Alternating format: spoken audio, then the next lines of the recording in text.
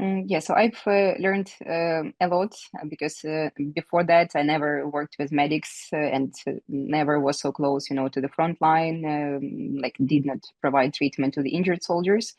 I've learned a lot from my foreign medics, from volunteers, because apart from the evacuation and work at stabilization point, we also provide tactical medicine trainings to the soldiers.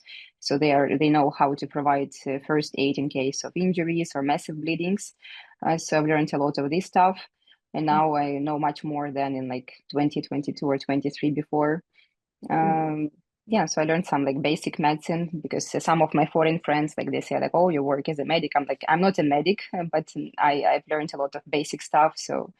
Uh, and I think this knowledge is also useful even for civilians. And I'm glad that now also there are many tactical medicine trainings in like other cities like Kiev, Odessa, Vinnytsia. I think it's really important because explosions happen everywhere. So you need to know how to provide the first care, how to put on tourniquet, how to stop bleeding, just how to act in these unexpected circumstances in case of explosions. Yeah, it's explosions, and very often it's not only the missiles, but now the biggest threat at the front line are the drones because it's not only reconnaissance drones, but it's also drones which drop grenades or some rockets or some explosives. So this is now what I see like from my colleagues and what I hear from the soldiers that drones now is the biggest threat because they can drop anything and with these explosives or like pieces of shrapnels the soldiers get the injuries. So this Mhm. is the biggest reason of the biggest cause of the injury soldiers get from explosives from the drones from the drone drops. So I don't have like exact statistics, and I think like nobody has it like till the war goes on.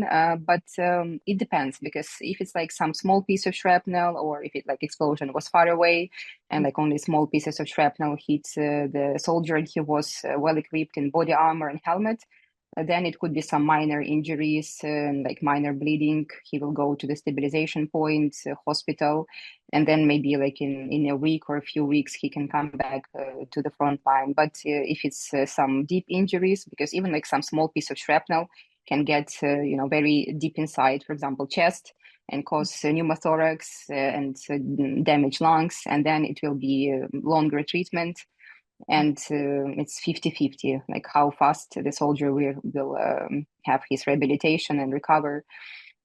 So it really depends, like every case is very like different. So we were lucky with my medics that we were never like targeted directly, although there were drones, like what my colleagues told me. So they were just flying after or like very close to our ambulance, our vehicle. But when I was, for example, in Liman city in Donetsk region, and the chief doctor took me to the yard next to the hospital, and there were dozens of ambulances, like normal ambulances, not camouflage or khaki color military cars, but white ambulances with red crosses, and they were all destroyed. So it was a result of missile attacks or drone attacks. And also I have colleagues, not from my organization, but working for hospitaliers or some other medical NGOs, which were the victims of attacks.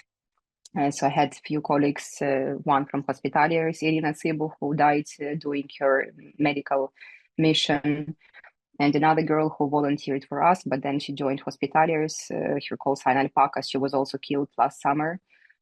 So unfortunately, yeah, I I know like from my own experience and experience of colleagues that if you have a red cross on your car, you're a medic, so it doesn't guarantee that you will be untouched and like nobody will target your ambulance, your vehicle. So unfortunately, it happens.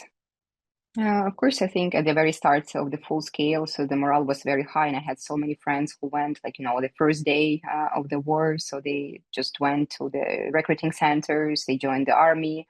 Now I think that not so much men wanna like go voluntarily to serve.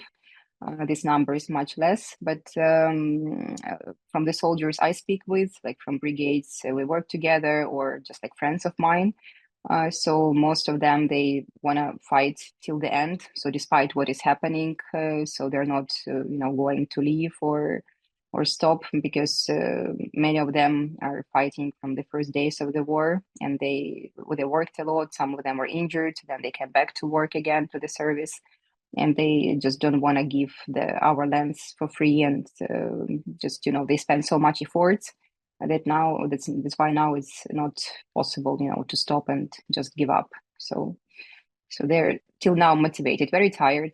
Many of them, they did not go home for like months, and they're in Donbass or in Kharkiv region or in Zaporizhia, but they don't want to stop. So like they're tired, but they continue working and doing what they can do.